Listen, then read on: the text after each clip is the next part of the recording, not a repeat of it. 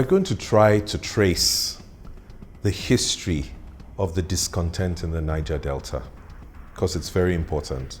Now we have the Niger Delta Avengers who have come up, and people are wondering, will there never be an end to this conflict? In fact, where has all of this come from? How did we get where we are? Well, we hope that historically we can trace some of the roots, and maybe it will give us some ideas for the kinds of things that we should be encouraging our government to do, and some policies which we should be encouraging them to take on board. Sometime in the 1800s, it was recorded that the Ishekiris were particularly successful in their trade with the Europeans. And Ishekiri's success led to Ijaw competition. And there was a lot of competition between the Ijaws and the Ishekiris. In fact, the trade with the Europeans, of course, a lot of it in slaves and exchanging slaves for different commodities and goods and so on, meant that the Europeans always wanted to expand their market and they wanted access to the hinterland. The Ijaws in particular wanted to act as gatekeepers and people who you had to go through in order to get access to the hinterland. So you found a lot of conflict coming up between the people of the Delta and the Europeans. This is long before the discovery of oil. When there was rule by company, where it was the Royal Niger Company that was ruling most of that southern area, some of the peoples of the Niger Delta actually opposed the right of the Royal Niger Company to have that dominant position in trade in that area. But before we go there, I wanted to mention something which most people don't know about.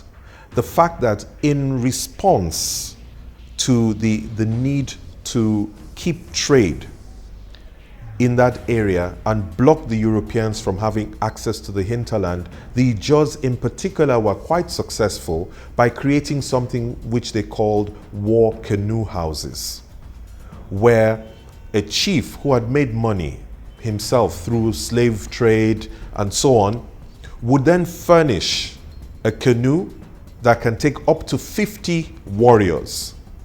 And when the Ijaw nation, in quotes, came under pressure, he would then be able to deploy this in order to help the Ijaw state.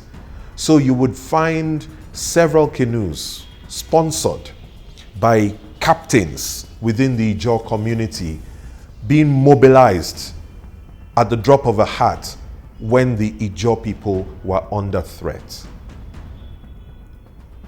Before we go further, is that any different to the kind of relationship that we have seen in times of trouble, where some of the elite in the Niger Delta have been accused of being the ones sponsoring the militancy in the area? Let's even assume for a second that such allegations were true, just for the sake of argument. Do you then think that by bringing in force from the federal government against such people, that would then make them back down? It will not make them back down. It will only encourage more chiefs to try to build up their own force against the people who are trying to oppress them out of what should rightfully be theirs. So let's take some examples. King William Dapa Pebble, in 1854, I believe, was actually exiled to Clarence because he opposed the British hegemony over trade in the Niger Delta at the time. Another one, in about 1859 or maybe a bit later, King Jaja of Okpobo, for also daring to come against the British over the monopoly they wanted to have over the oil palm trade. He was exiled to the West Indies. So if you look at the kind of history that the people of the Niger Delta have had, they have always had to fight. Whether it was agricultural resources, whether it was access to the Europeans, or whether it was to block the access of Europeans to the hinterland, whatever it was, they have had to fight to retain their existence in that geography.